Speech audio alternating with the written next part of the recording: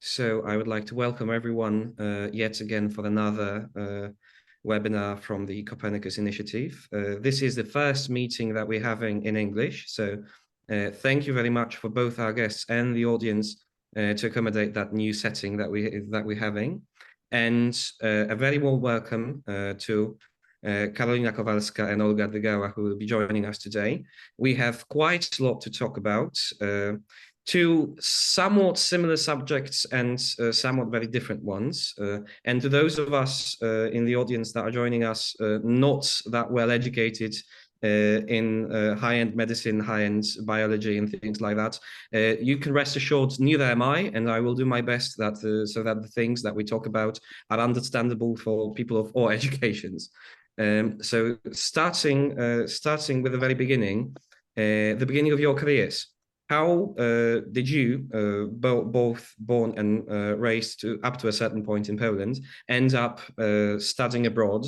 Where did the interest in biology come from?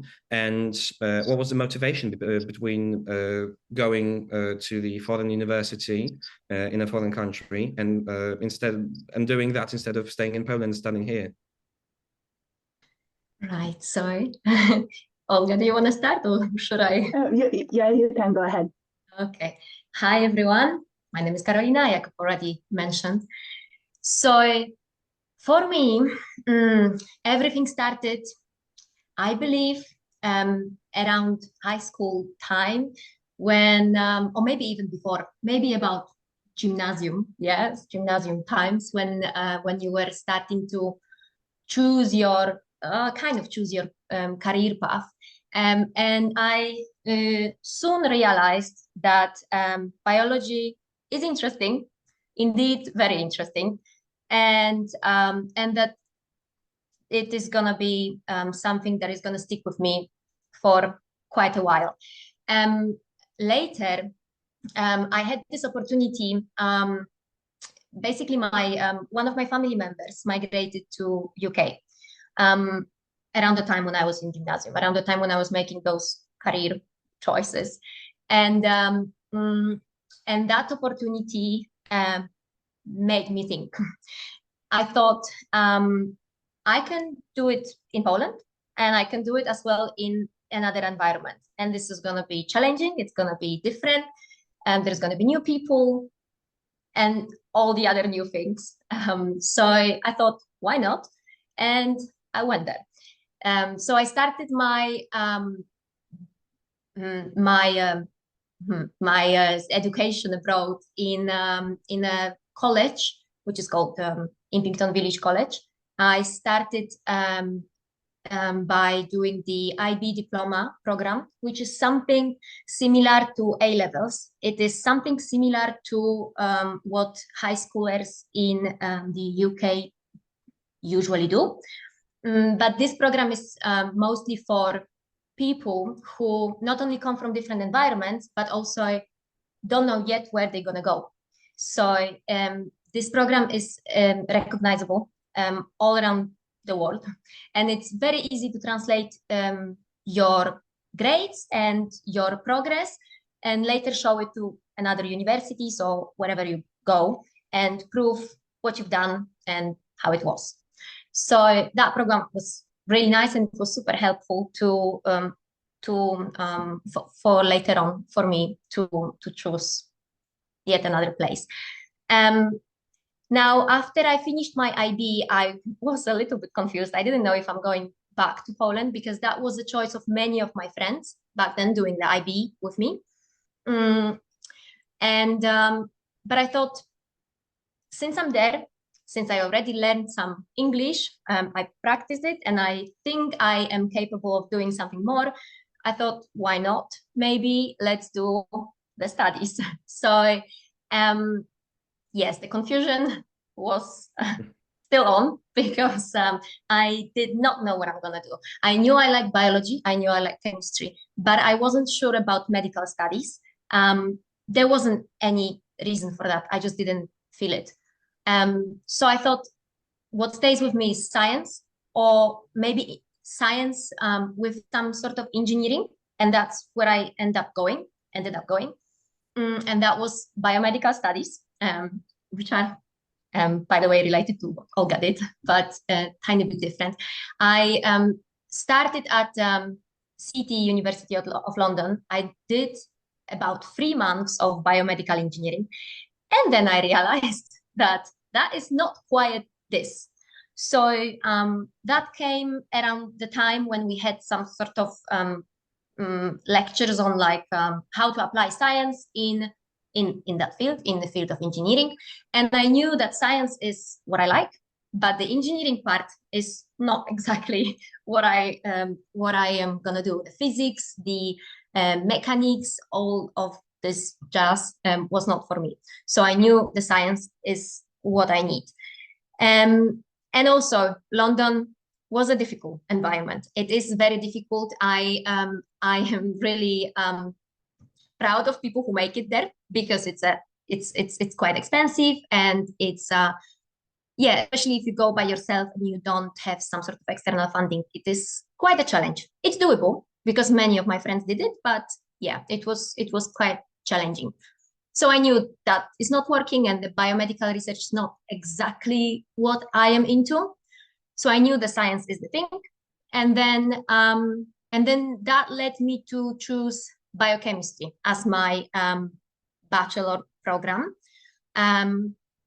just simply because it was a combination of biology and chemistry, and it sounded like something completely perfect for me and doable and yeah, good. So so later on, when I did some research on the universities, especially around Cambridge, because I had family there, as I mentioned before, I ended up visiting Norwich and the University of East Anglia, which is such a cozy and very pretty place.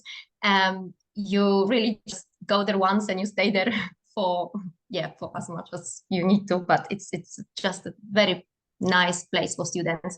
The campus is amazing.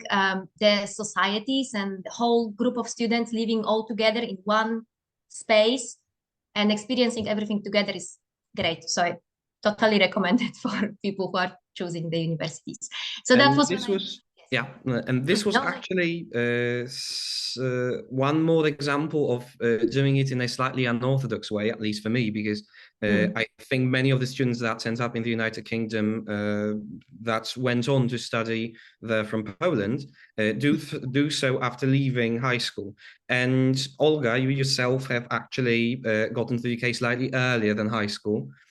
So you yet again went that slightly unorthodox way of ending up in the UK and studying there. So how is it studying A-levels in the United Kingdom, and how have you went on about your own studies at the UCL and later into Japan with all that experience? Yeah, so for me, it was a bit different in some ways, I guess. So to start off, I'm from Kraków. My whole family still lives in Kraków. My whole family is still in Poland. I have no one in the UK.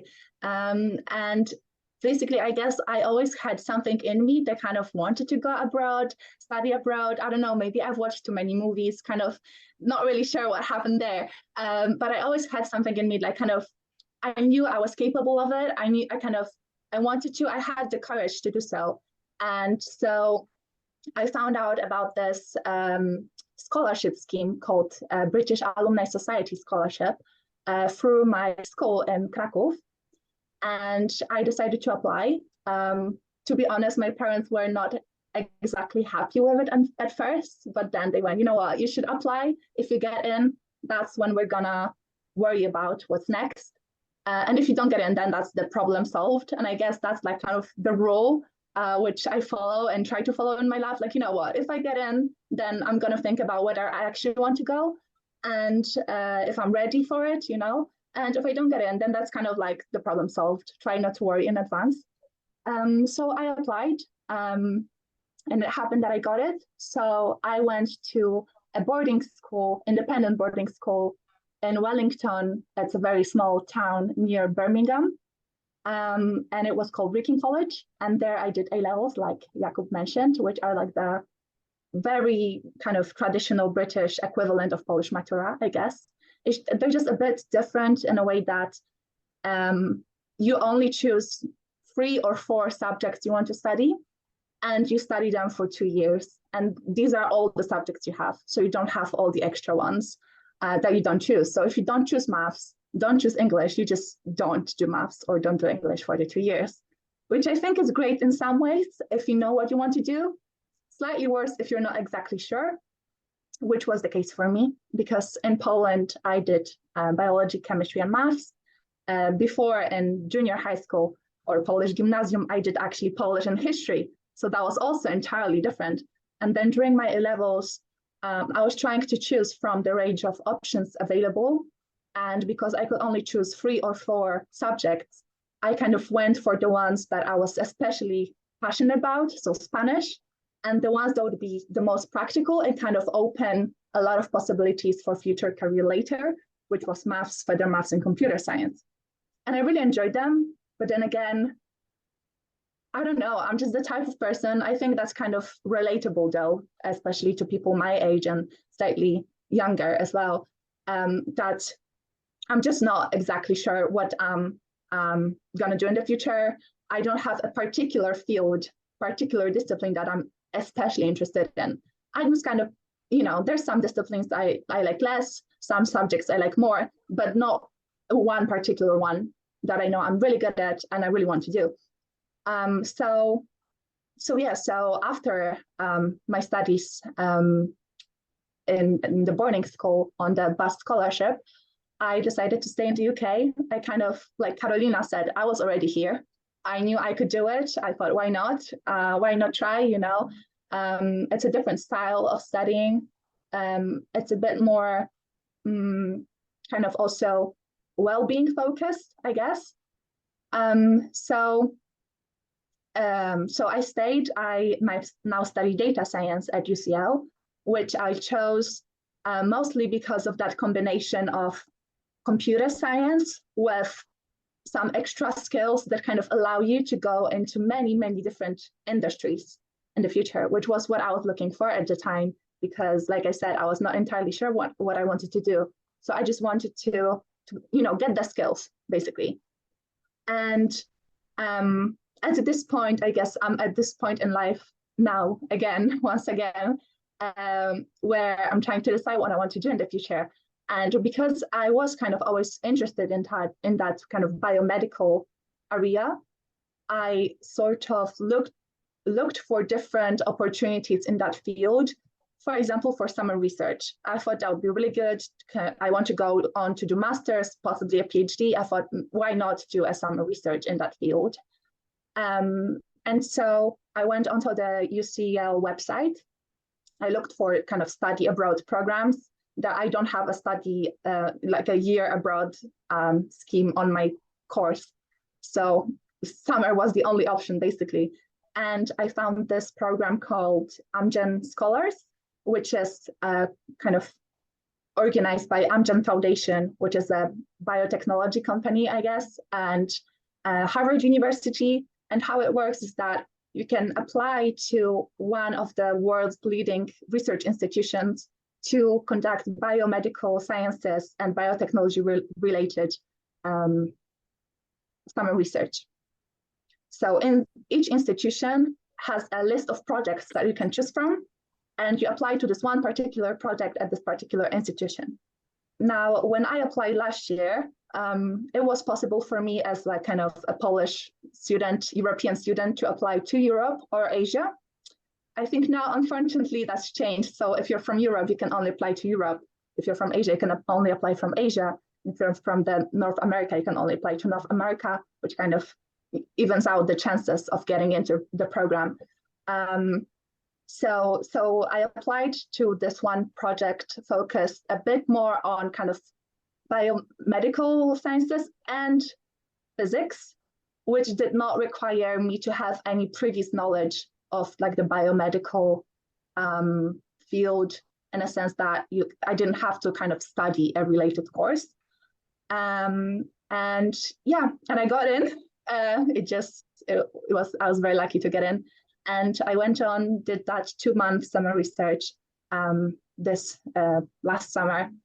And yeah, I would say like I highly recommend, if you kind of looking to switch your academic focus a little bit, or if you're interested in something and you want to do something simply for yourself, don't get discouraged if you don't have the qualifications they usually require you to have, because there will always be someone out there somewhere who will accept you into their course, their program, their project, and they will teach you. And that was exactly the case kind of for me. I went on to do biomedical precision engineering research in Professor Nakagawa's laboratory at the University of Tokyo. So that's me. And on that note, I think the person of the two of you that has had more experience in the lab coat would actually be Karolina. And I wanted to ask you, since this is what we're going to be discussing for the rest of that webinar, how does it actually feel to work in a lab? What in particular have you worked on in a lab? And what would your day-to-day life doing your research look like? So I guess the first thing that is quite important is that the work in the lab is fun. I know some people might think it's only sampling things or pipetting or whatnot, but it requires a lot of planning, organization, cooperativity with your friends, with your colleagues. There is a lot going on in the lab, and that's what I like it for. It's a very busy job, but obviously it also has those sides of exploring the field, of reading, of writing. So there is pretty much everything for everyone. If someone is a writer, he can write some nice grants or publications. If someone loves to go for conferences and meet people, this is there. And a work in a lab is, as I'm saying, quite a busy thing. It requires a lot of organization skills, a lot of planning, but it's also a very independent job, especially doing a PhD.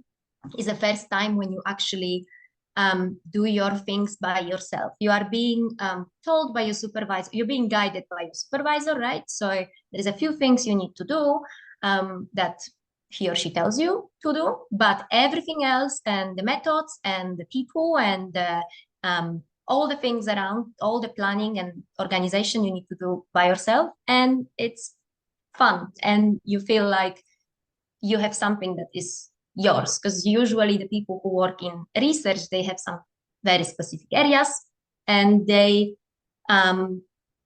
just indulge in this field of theirs. They are, sometimes successful, sometimes really unsuccessful. Unfortunately, with research, what it is sometimes, and very often actually, is that it is not always going to the direction that you wish it was going.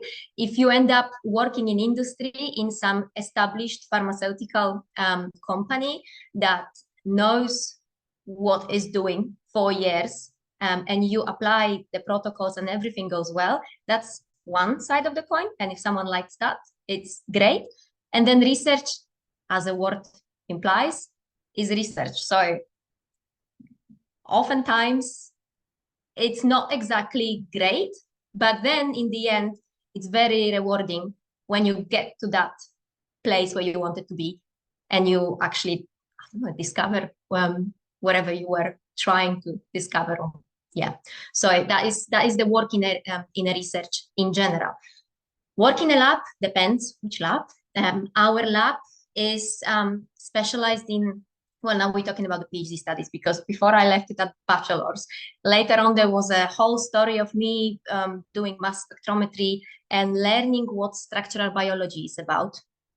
And structural biology, what is it about? So that is exactly what my lab is doing. My lab is a combination of structural biology and neurobiology. It's a structural neurobiology lab, which is a perfect combination for me. At the beginning, I thought biochemistry is what I need, but structural biology is something that I actually enjoy a lot. Structural biology is a field that is a tiny bit underappreciated. There is there is not, I haven't seen that many of structural biology courses per se at the universities. So usually you end up going to molecular biology or biological sciences or so, and then you learn tiny bits of what structural biology is. What we do is, now to put it into like some normal conversational words, we try to get the structures, so the whole shape and the whole, the shape of the macromolecules. It depends what you're working on. We are working on proteins, some people are working on nucleic acids, some people are working on lipids, depends on the field. We are working on proteins. And what we need from our research is, or what we aim for, is to get the structures of the macromolecule that we study, so that we can then see how it interacts with another partners in the system that it is involved in. Macromolecules, or molecules in general, but let's say proteins, let's just put it into proteins. They are, it looks difficult from a side, but generally they are simple. It's just like some objects that interact with another object. And that interaction, usually, not always, is dependent on the structure of both of them.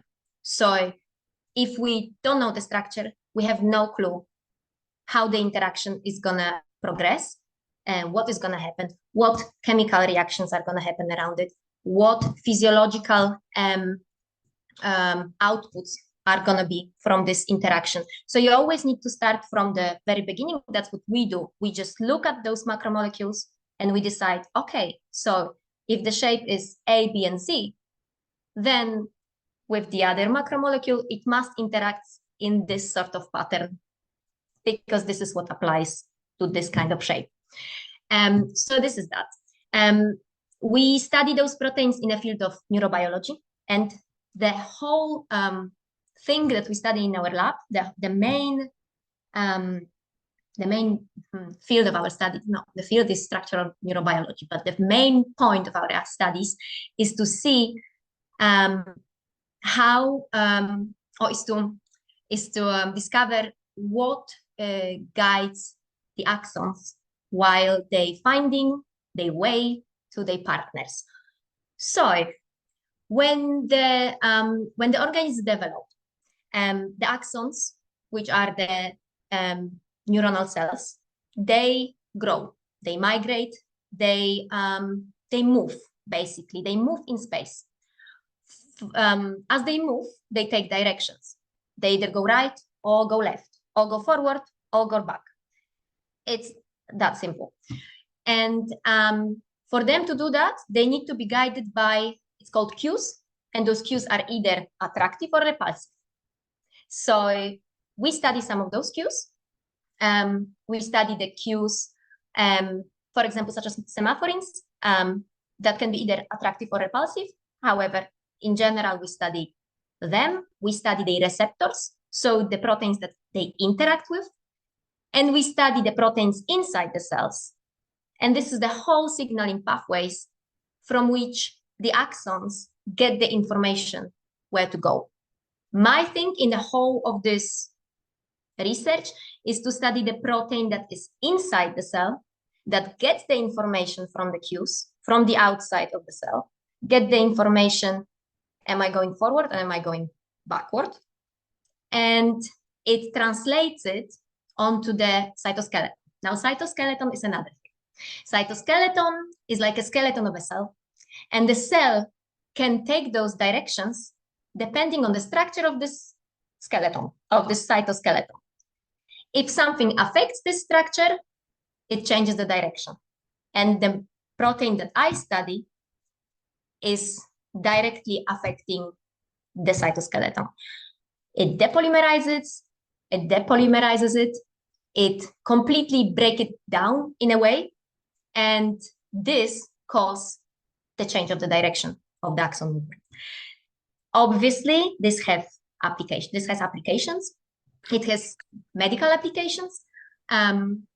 one of them that we study in our lab is application epilepsy. So there are some modifications in the protein that we study that cause the onset of the epilepsy, basically. So what we're trying to do, we are trying to get the structures of those proteins that with the modifications that happened and that caused those diseases. And we try to get the structure.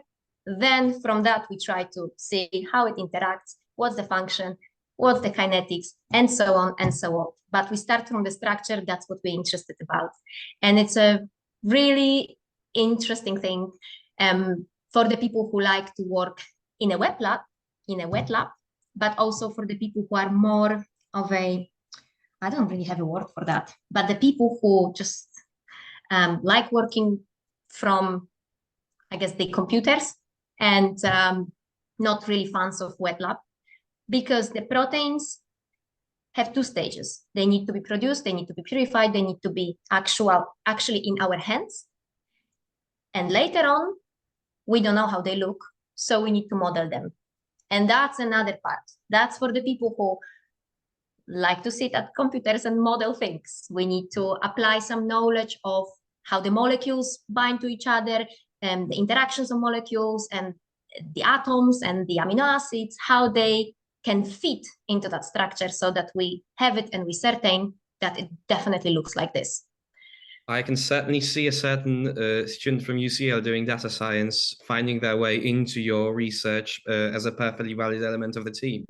But something I also wanted to ask you about, because certainly we've already noticed one thing, what makes a brilliant structural biologist. Certainly there was the spark in the eye of utter passion, and that is one requirement, admittedly. But on top of that, what else makes an actual perfect structural biologist? I would say because structural biology involves quite a bit of different methods, and if you really want to be a great structural biologist, I believe that you should have a tiny bit of understanding of each of them. They are very interesting methods. This is a method called, as I said before, mass spectrometry, for example, when you measure the masses per charge of the molecules. There is also an NMR method, which is something more regarding the nuclei of the macromolecule. There is microscopy. So this is definitely people who, microscopy such as cryomicroscopy that we actually do. It's definitely people who like to be, who like this wide variety of the methods to be applied, because I believe there are laboratories that are more focused and have like just like a one or two methods that they use on a daily basis, and that's what they specialize in, and that's great. But structural biology, to get the full understanding of the macromolecules, you need to have a tiny bit of an understanding of. It would be great if you have an understanding of tiny bit of each of those methods and would be able to apply it. Structural biology, one more thing is that it is quite a demanding field, because the proteins are sometimes they fun, but sometimes they no fun. They just don't want to cooperate. They like animals, like little animals. That's how we treat them in the lab, basically. So sometimes they appear, sometimes they don't appear. Sometimes you need to spend a lot of hours to get to your result. So definitely it is a demanding job, but extremely rewarding when you get to your model, and very, very applicable to a lot of different fields, such as pharmaceuticals. Because the pharmaceutical companies, they base all of their, things that they do, such as drug production, for example, this is based on our research. So we tell them how it looks, we tell them what could work, and from there, they work on different inhibitors, different sort of treatments for the people who struggle with disorders of many sorts. So it's very applicable in that field, which is very desired by a lot of biochemical, biomedical students. Yeah, so I would say this is a few bits about about that. You did mention that it takes some patience to work in a lab. It certainly needs a lot of it on certain occasions. But I wanted to ask you, Olga, if you need some, if a patience is a requirement to work in a lab, how does that work when you only have 2 months to actually conduct your research on a rather high-speed operation in Japan? How was it for you? And of course, since I already asked what makes a lab and how does a normal day in a lab look like, I think we all want to know what a normal day in a lab looks like on the other side of the world. Right, yeah. I think it's a very interesting topic, like the differences in work cultures around the world. I think Karolina can agree because she also has some experience in international experience, right? So let's start with that, I guess. So there's this stereotype that Japanese people are very kind of work-centered. And I think it's a little bit true, although it's changing. In my particular case, my lab was quite international. And so the atmosphere was a bit more relaxed, and there weren't any fixed timings of your work. It was more about being productive than spending a given time of hours, in the lab. But I know from my kind of friends on the program experience that some laboratories were quite work intense, and they spend very long hours in the laboratories, including on the weekends. But I know they're kind of working on it, and I know they're also trying to work on the inclusion of women in STEM. That was kind of visible in my lab, for example. And to be honest, they were very welcoming. When I was kind of before going, I was very insecure about my abilities to kind of communicate in Japan. English is not really that widely spoken in Japan. And the culture is entirely different. Simple example, like lifestyle example, or just how life looks like in Japan. So how in Europe, cashless payments are kind of a norm now. You pay with your card. In Japan, you have to have cash on you. And it's like, it's the things no one tells you. It's the things you kind of have to ask your friends that have been, maybe do some online research, that actually you're not going to pay by card anywhere. So if you don't have cash, good luck. It was a very interesting experience, I would say. But coming back to that lab work, I would say also Japanese people are a bit more quiet. They don't really talk that much, which for me was a striking difference, because I do talk a lot.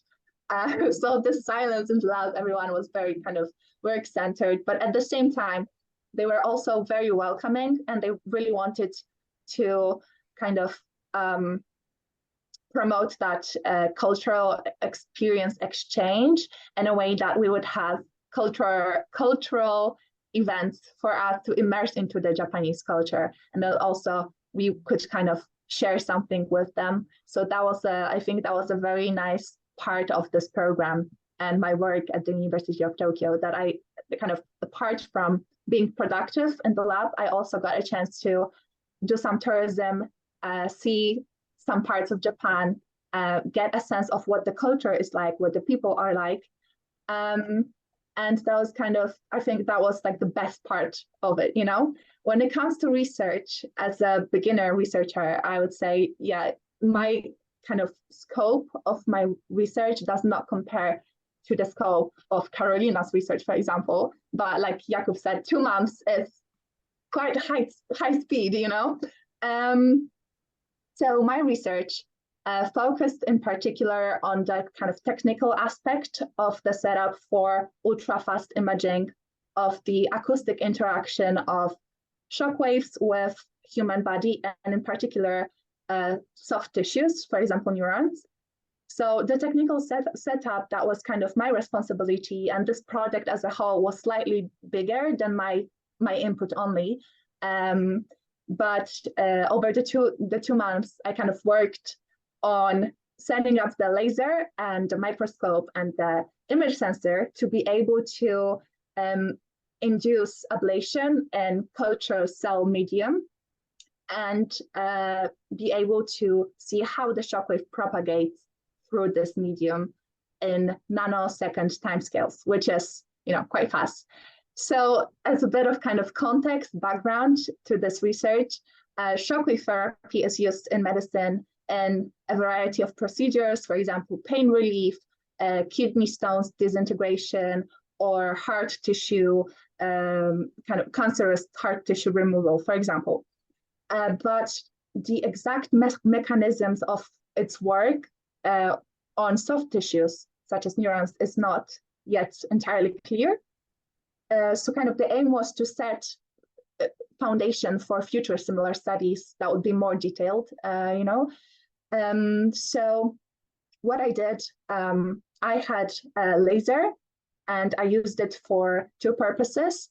One was to emit high intensity near infrared light in kind of through a sequence of mirrors and lenses to kind of be able to focus that light onto the cell culture medium and ablate the medium.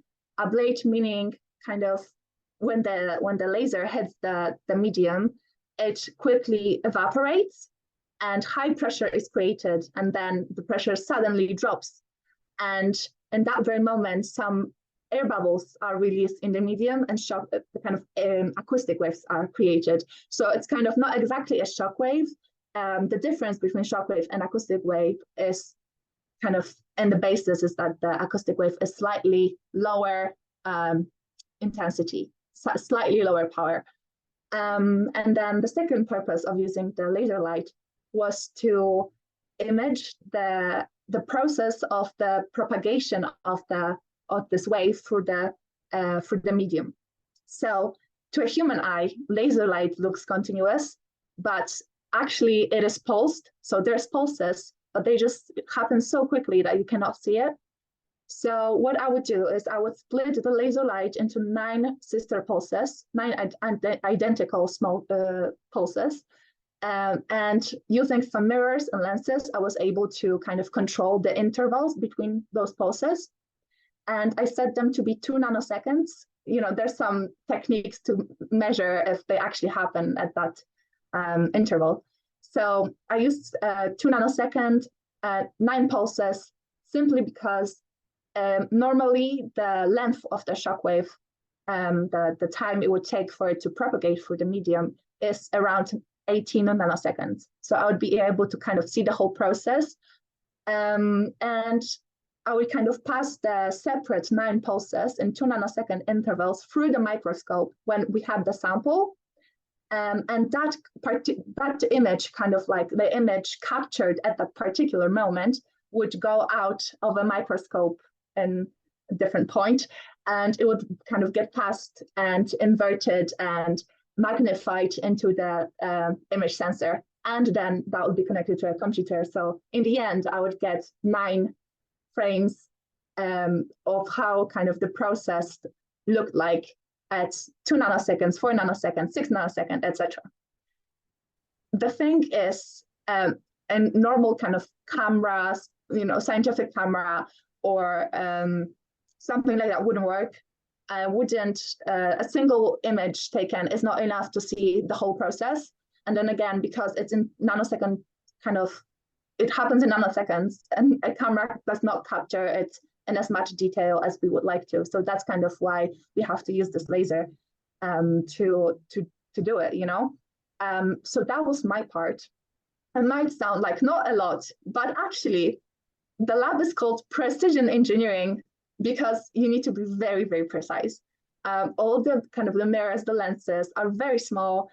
There's small, tiny screws you have to adjust. And, like the tiniest adjustment you make changes a lot. And it's all about kind of different angles. It's a lot of physics, a lot of optics. So for example, if you adjust a mirror slightly too much or too little, you do not get the ablation because it needs to be a particular kind of specific amount of energy at that particular point in the cell medium, and it needs to be kind of passed at a specific angle to get the ablation. It only happens in one particular point, you know? The sample needs to be at a specific height in the microscope. And then again, the pulses you pass need to go exactly through the center of the sample, but then the laser produces near infrared light, which means you cannot see it. It's invisible light, right? So you don't see how if it's actually parallel how you want it to be. You don't see at what angle it's actually going in. You only have those small special cards that do not burn, because actually, by the way, the light would be so strong that it could ablate your skin. So if you accidentally put your hand in there, it would literally burn your skin. It was very, very strong. You cannot see it. So you would only use the specific cards to kind of see on them a one dot to see if it's in the middle of the mirror, for example. And that's how you kind of have to imagine if it actually reflects at the angle you want it to reflect. So that's why it took quite a lot of time to finish the setup. And the actual, let's say, biological part of it, when you put the actual cell in the microscope, was kind of left to my mentor that was kind of overseeing the whole project from a kind of longer perspective. And I think it's still ongoing. So I won't actually be able to tell you what the actual interaction is, in detail, which I think might have been the most interesting part. But well, it is what it is. And I think it kind of connects to what Karolina said as well, that kind of every research is different, but it doesn't mean that it's like one adds less value than the other. Every research is meaningful, it adds something. Not every research requires the same amount of time and energy and work at the same kind of step. I kind of learned that from the program as well. Kind of, I would see at some point my friends would spend a lot of time in the lab, and I actually didn't need to do that at the time. And that was simply because of the differences in the topics. Some of them would also be in a wet lab. I wasn't in a wet lab, let's say. And this is kind of imposter syndrome coming in, I should be doing more. When in fact, maybe I shouldn't. I will do more later on, and they will have that part done, because it depends on the nature of research. And then it also kind of, one big lesson for me as a beginner researcher, which sounds a bit cliche and obvious, but it's about collaboration. Collaboration research, also and many other things in life, it is kind of essential, really. You need to ask for help. You need someone with a slightly different expertise to come in to help you. You need to work across departments, maybe. You need to have someone to help you to be able to kind of complete what you wanted to complete within the given time frame and resources you have. And yeah, so it's all about collaboration, and it's all about kind of networking. And that's kind of what lays a foundation for your future career, whether it's academic or professional. And that's one massive top tip for everyone in general. Kind of make friends, talk to people, even if you don't know them. It's not awkward. It's okay, kind of have to learn to talk to people, ask for help, ask questions. It's entirely fine to do so. It's okay. Thank you very much for actually that human aspect of any research one can conduct. But this is something that I will be touching upon slightly later. And of course, I invite all of those in the audience that have some questions to put those questions in the comments. I'd be delighted to convey those questions to our guest today. It would be absolutely fantastic to have some feedback from the audience itself. And in the meantime, what you mentioned about all those pieces of technology, all those sophisticated setups that you needed to engage and work with, a comment comes to mind that any sufficiently advanced technology is indistinguishable from magic. And for me, for a person that has never set foot in a lab, it certainly does feel like magic, what you two have been working on. But a question that immediately comes to mind is, if you need to work with such a untoldly sort of sophisticated equipment, how long did it take for you to, so to say, understand your surroundings in the lab once you first set foot in it? How long did it take for you to actually learn all those pieces of equipment that you needed to engage with in your day-to-day work? And what was that feeling around setting foot as a researcher for the first time in a lab? Was it gradual, or was it just this one thing striking you? I'm not sure if you, Olga, have been to a lab before that exchange in Japan. If that wasn't the case, that would be absolutely stunning thing for me to actually experience. Just walk into a lab on the first day and start doing research of that magnitude immediately after. Yeah, so I actually hadn't set a foot in a lab before this summer experience. So for me, to be entirely honest, the whole program was 2 months, and it took me around a month to be comfortable with what I was doing and what different pieces of equipment were. But it was kind of gradual. I was asking my first kind of point of contact. I was assigned a mentor. She was just a bit older than me, so we had a very good kind of contact. She would teach me a lot at the beginning. She kind of threw everything at me that was in the lab. I was a bit like, I have no idea what you just told me. I do not remember a single thing you just told me. I do not know what I would need these things for, I didn't have any knowledge in the field as well. So not only the lab, also the field itself. I had to learn what I was doing, basically. What was the background for it? What techniques have been kind of tried and didn't work, and why? What equipment would I use? But again, it all comes down to kind of asking questions. I asked my mentor. If she didn't know, she asked her mentor, and it was kind of a chain like that, with the professor at the very kind of top of it. But I felt like there was kind of this chain of mentors, but also no hierarchy, if that makes sense. You could ask anyone and they would help you. They would not look down on you. I don't know if that's your experience, Karolina, as well, with like lab research, or was it just Japan? But I guess in my lab, everyone just really wanted it to work and wanted to help you, and didn't really kind of take any of your knowledge for granted. So they kind of explained everything step by step. Also, because it was, like Jakub said, it was high level and also a bit dangerous equipment in some instances. They also wanted to make sure that everything was safe for you, for them, for their work that was ongoing, because we shared one laser. So it was also a bit tricky to kind of, for everyone to use laser, not exactly simultaneously, but kind of around the same time with different settings on it. Obviously you don't want anyone to get hurt. So yeah, does that answer your question, or was there another part to it? I wanted to just add to it that, at least from my experience in the laboratory setting, there is an ongoing research in usually a few, if not more than few projects, and the people are involved in many of them at the same time, or they, for example, share things between each other, share equipment, or share the space.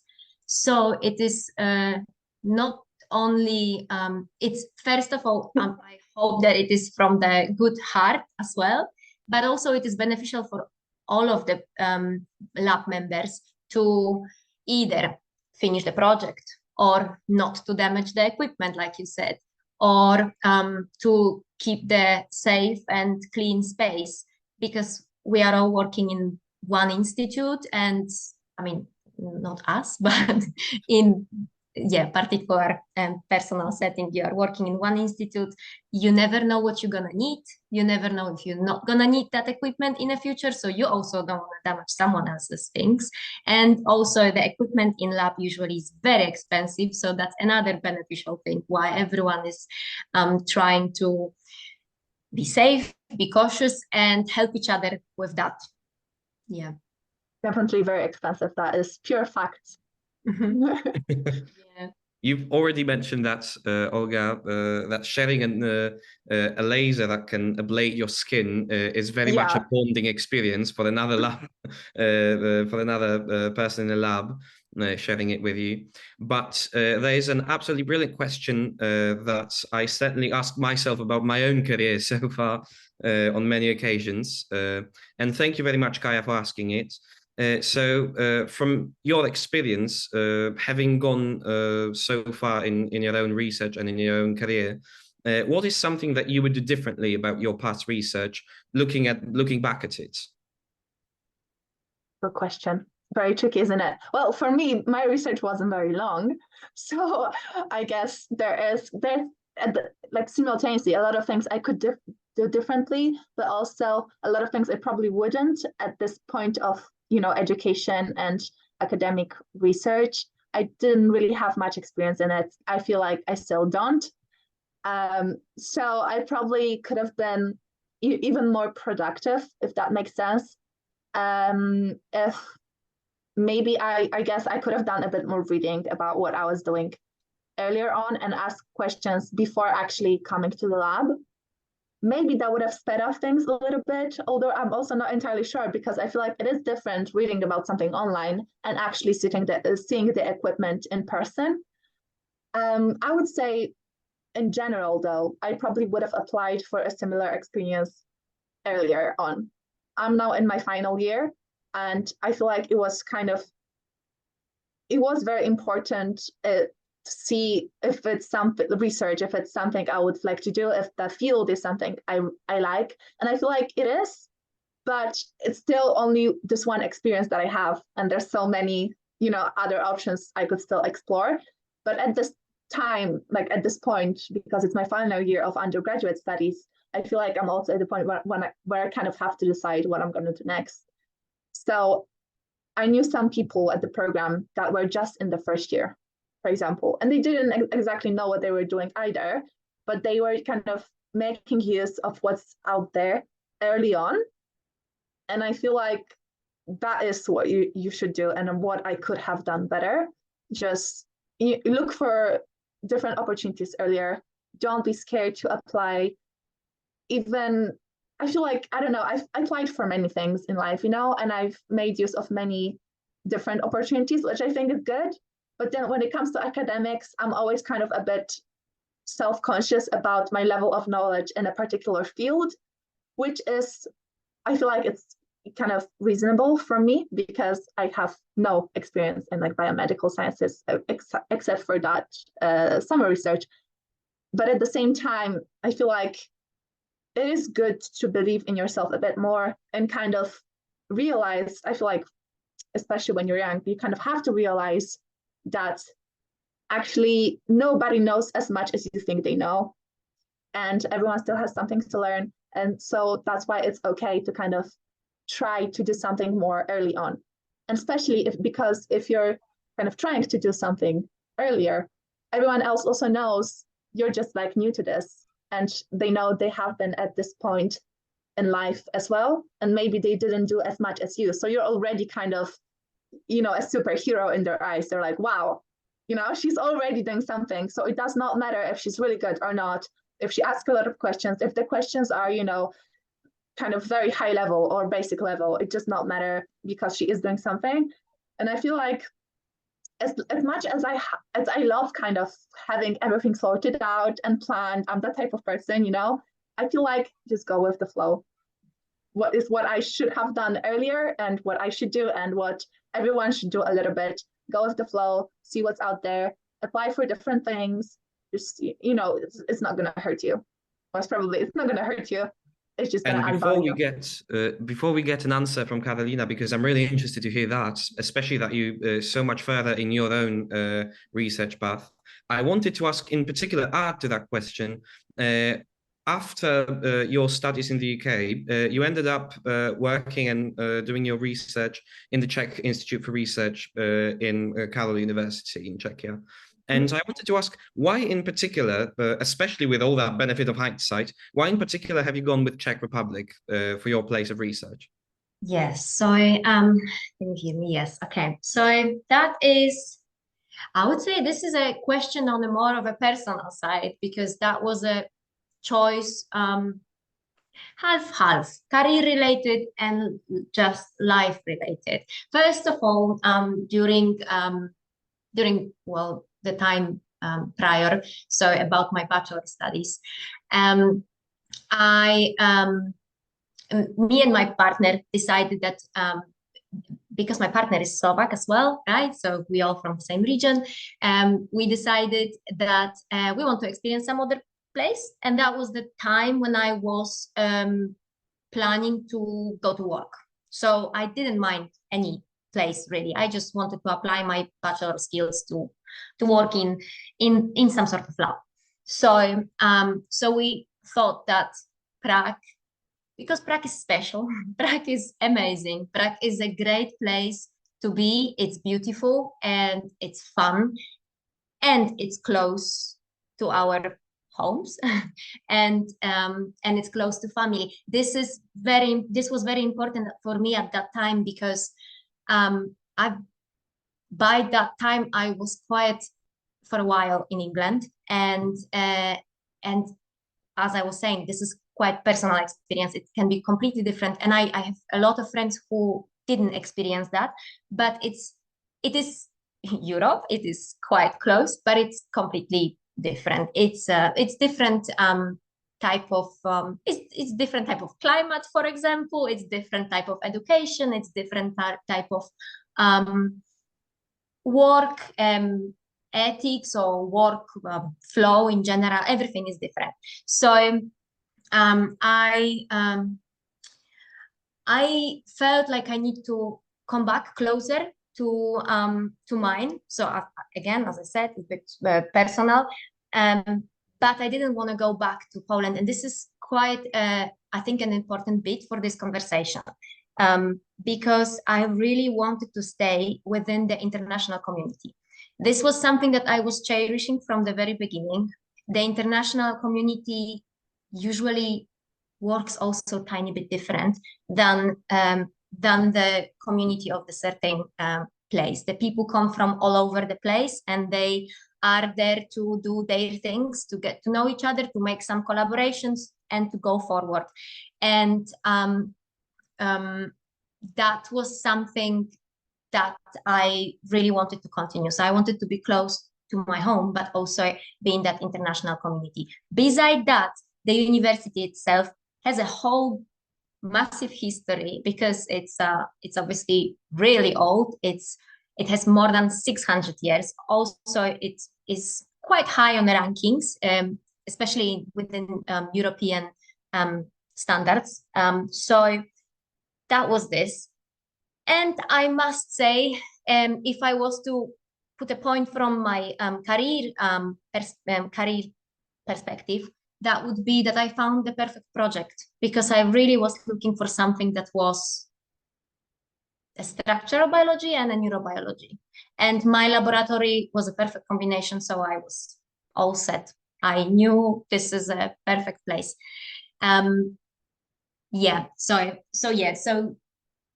we came to Prague, and I really loved it. And there was a time when I came back to England to do my master studies, but then came back to Prague again because I love it. It's really nice here. The university is great. It's very international. The English is there is a lot of lectures in English. You can take whole courses in English. Actually, some of the classes you find on the online systems are written, given us in Czech language. However, they are actually being done in English language. So everything is really international. It's a great community of people. It's a little bit of a smaller community as well, because English scientific community is very broad. There is a lot of people and a lot of institutions and a lot of organizations and companies and so on. Whereas Czech Republic is smaller, it's a bit more working like a little family, very cooperative, very family-like place to work in such a little community of scientists. So yeah, there is a few personal bits and a few career-related bits which were just like that. Yeah, so that was the reason. Yeah. And on the topic, because you have mentioned the difference of cultures in Czechia and in the United Kingdom, and the entire reason we're having this webinar, the three Polish people are having this webinar in English, is that the English has dominated the language of science so much that if you study something in English, if you started studying something in English, it becomes more and more difficult to speak about it in any other language the further you go.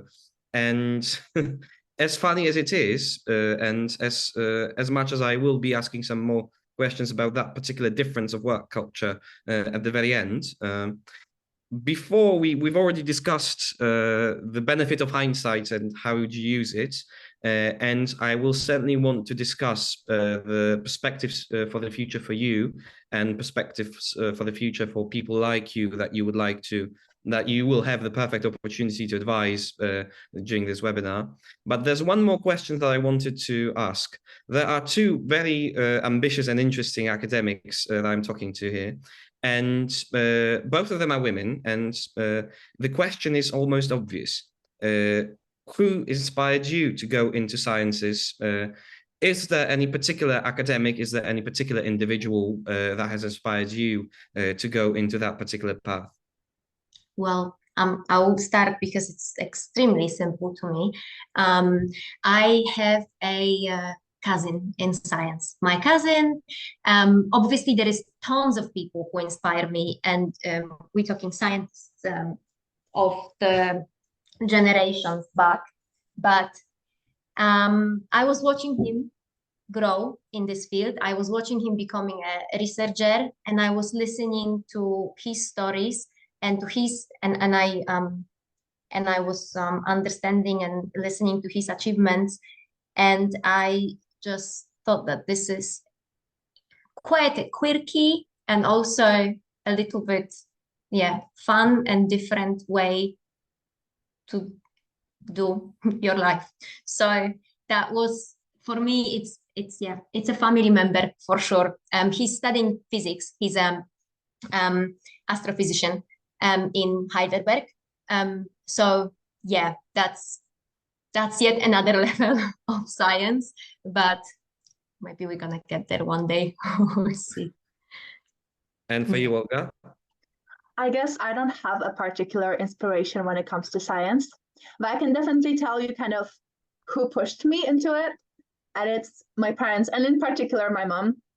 I feel like because I've had so many different passions, languages, that sort of thing, but she always kind of believed in my potential to do something more, and especially when it comes to science, and do all the other smaller things that I'm passionate about on the side. And I think it's kind of working out for me. Actually, when I applied for my undergraduate studies, I applied for both data science and Spanish at UCL, and I got both offers, which is crazy. And I had this dilemma, which one should I do, And in the end, she's always like, you can do this, do data science, do Spanish on the side. And I do Spanish as a module, And I guess she's also in science, but maybe not to that extent when it comes to like academia. But she's definitely like a driving force behind kind of me having so much energy and motivation to do things in science, because she always kind of believes I can do it all if I want to. So yeah, also family, I guess. Actually, I just wanted to add that there is something about the moms, because my mom used to tell me that I should go for genetics. randomly, genetics. I think it's a very interesting program. It's definitely not my field, and I don't think it ever is gonna be. But it was, it was tiny bit of a push into that direction. Although I always thought, together with my mom, when we were thinking about my future, we always thought that because I was a dancer also for quite a while in my life, we always thought that it's gonna be some B option and C option and D option. Let's just do it. And obviously you can always work in pharma and then do your life on the side, but it became something else. So yeah, it was also a push from that side too. I think that is very similar to advice my mom is giving me, and also it's very good advice for everyone in general, that just because you do something now does not mean that you have to stick with it for the rest of your life. Just because, like me, if you don't know what to do, just because you do something, it's good for you, good for your development, good for your skill set. But it does not mean you cannot change later on, right? Because that's basically also what your mom said. It's also what my mom says. It's also what I think. It's kind of good to try a lot of different things. That's how you grow, and kind of don't get upset if something is not just quite right for you, because you can always diverge in a different direction. However, I also need to add one more point, and this is related to the question that was sent on the chat. There is a few things that I would do different about my research adventure, but one in particular, I think if I could go back in a few years back, and I really sat down and really researched what is the consequence of of some particular choices in like you're saying. So you're saying it's good to be flexible, and it's great to be flexible. And I believe that this is amazing to touch on some sort of topics and some sort of subjects. But we were also talking about those like great instruments that you are learning how to use during your research or so. If I could somehow, I don't know how would I do it, but decide earlier on, that would also greatly benefit my expertise, because I also was jumping quite a lot, and I love it as an experience, as a personal experience. I love that I tried this and this and that. But if you are about to do a PhD, it would be really nice if you specialize in something for real, and then you really need to make a decision. And if you are placed in a position of making this decision too late, it's very stressful. So yes, I would sit down and put more effort to decide which pathway at some point, not at the beginning, but at some point to decide finally, this is the thing. If you really want to specialize, unless you really want to just try things in your life, then it's really fun. Yeah, sorry. Definitely agree. Yeah, sorry. And we did make a certain round to it, because you already talked in the past about a certain sense of lab camaraderie and a general camaraderie in the scientific community. And even from my perspective, that is entirely different from yours in an entirely different discipline. But still, I feel like the things you've mentioned, both the people motivating you in the family and the mentors in the industry, are an essential part of human development and the career path that you've taken. And one of the things that I wanted to ask you, because we are slowly nearing the end of the webinar, one of the things I wanted to ask you is, with a specific emphasis on the people that you've met along the way, on the opportunities that you've had specifically because you asked a certain question, because you met a certain person, because you were open and engaging on a certain conference, things like that. What would be the best career advice for the people that would like to follow your steps in this particular industry? Okay, I may take it, but I'm not too sure if this is going to be specifically answering that. So there's been a few people whom they almost like made my choices. I knew when I saw them, I knew how, when I saw how they working, when I saw what they're doing, I already knew what am I gonna do with myself. And for me, one example is, and that was quite a random choice, like Olga mentioned before, some of those jumps here and there. At the beginning, when I started working in this Czech Centre for Phenogenomics, I was placed in the unit of mass spectrometry. And actually, this was where my whole adventure with structural biology started. I saw my supervisor. I thought what he does is quite interesting. It's fun. It's very difficult, but I'm sure you can get there. And yeah, and I think if I wasn't there, which was, as I said, a random choice, it was a lab, but it was just a lab. Any lab that really would employ me at that point with all my skills that I had from bachelor's, I was really happy to go to. So it was very random choice, very random place, but what I got from it was the whole adventure that I am on now. So yeah, just this choice of this laboratory and that specific unit that put me on that direction, which was unexpected. Yeah. So, but I don't know if this answers your question, to be fair. So you may actually, yeah. Admittedly, I did structure it in a rather broad way because one of the things, again, I've noticed along my career is, on many occasions, it's who you talk to that gets you to the next stage. In your case, and this was very much an answer to my question, in your case, it was getting to a certain place, a certain set of people and certain research project that was going on at the time. And again, going further to you, Olga, it is usually the person you meet along the way, the person that just sort of notices you and gives you your next task and pushes you slightly gently to one particular direction that you can actually go into.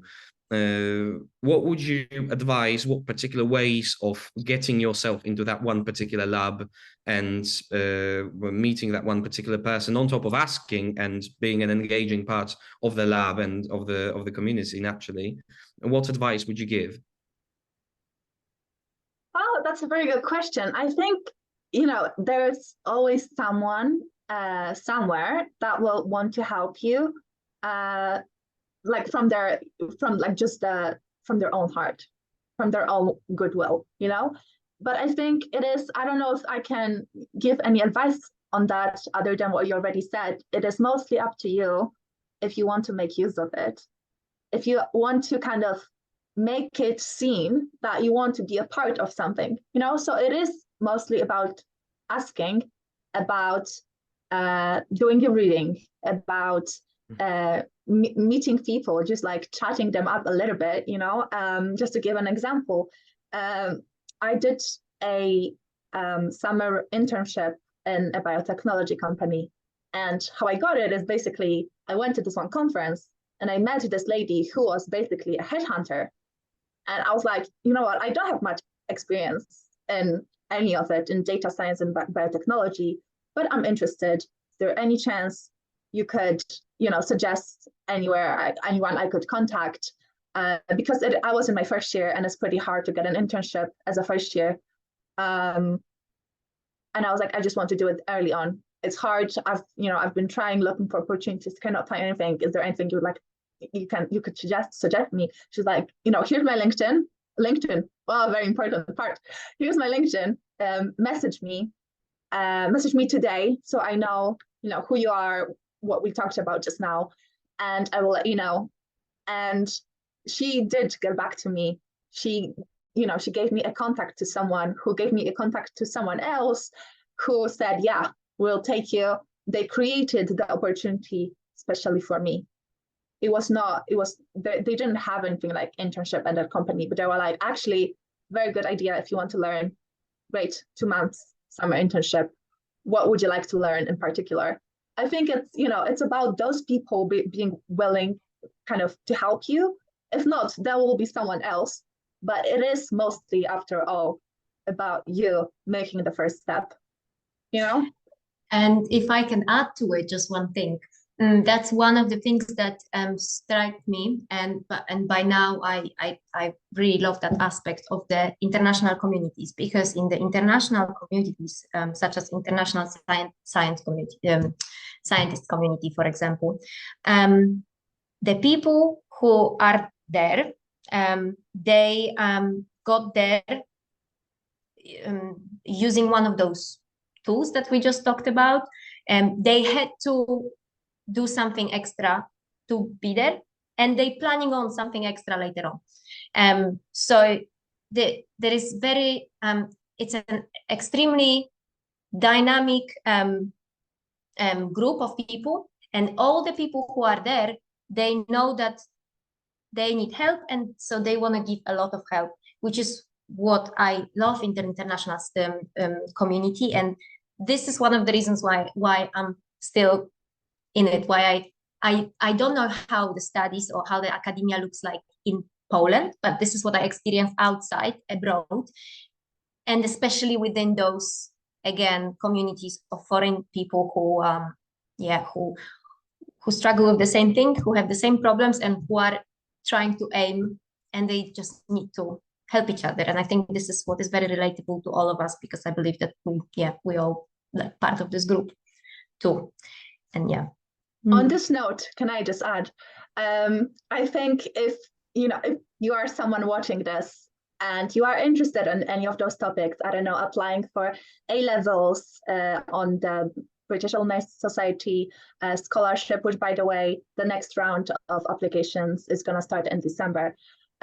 Or if you want to apply for an Amgen Scholar Summer Research Program, or if you're just interested in, I don't know, IB in the UK or abroad, or studying abroad, or any of those research topics we just kind of touched upon, I think from my side at least, but I suppose from Karolina's as well, feel free to contact us if you'd like any more advice or questions, It was all about what we just talked about, I guess, like giving back to each other. There is someone who we met along the way that helped us. So I guess it's kind of a logical and natural next step for us to kind of give back to someone else. And that's kind of how it goes. Yeah, 100%. Yeah. If anyone wants to hear more about Czech science as well, I really very happily would share something, because it's not such a common choice to come here and to study at this university. We have quite a lot of Erasmus students from all over, but for PhD, it's not that many, especially from Poland. The people seem to not quite find it very often, but it is a nice, very nice place. The institutes that we have here as well, very nice and family kind of places that you would like to be a part of, and very helpful people. And if anyone was ever interested to go the direction that or a similar direction that I went, I am very happy to tell you what to do and when to do, and support in that case. In this case, let me do a little bit of product placement myself. Both of those answers were very much in the spirit of what we in Copernicus are trying to do. And for those of you watching us, I do invite you to take a look at our website and follow some of the other webinars that we've had before. And absolutely, we're very much all people, and our guests are people too. Even though it seems like they are handling magic on day-to-day basis. And this is, I think, one of the last big lessons that we can take from this particular webinar, is that I think for all of us, you have already mentioned a moment like that, and I've had a similar moment a few times already. it is difficult to make peace with the fact that on many occasions our career choices will not be of our own, but will be born of an accident. You just happen to be in a certain lab or in a right moment. You just happen to meet a certain person that got you on a certain path towards a scholarship or a research opportunity. And it's always going to be like that. You may not necessarily end up in a place you'd like to, but you may very well end up in a place that is bloody well interesting. And on that very optimistic note, I think it is time to end. Thank you very much, Olga and Karolina, again for joining me today here. And it has been absolutely fantastic to talk to you. Yet again, those of us that are watching are very much invited to reach out to us at any time. And I invite you to follow our social media for the next Copernicus webinars that will be taking place. Do take a look on YouTube and Facebook. I am certain that whatever is coming is going to be very well interesting. And thank you very much. And I hope to see you on some of the future webinars in the future. Thank you. Thank you for having us. Thank you so much. It was really a pleasure to talk to you all. Yeah. Goodbye. Bye. Goodbye.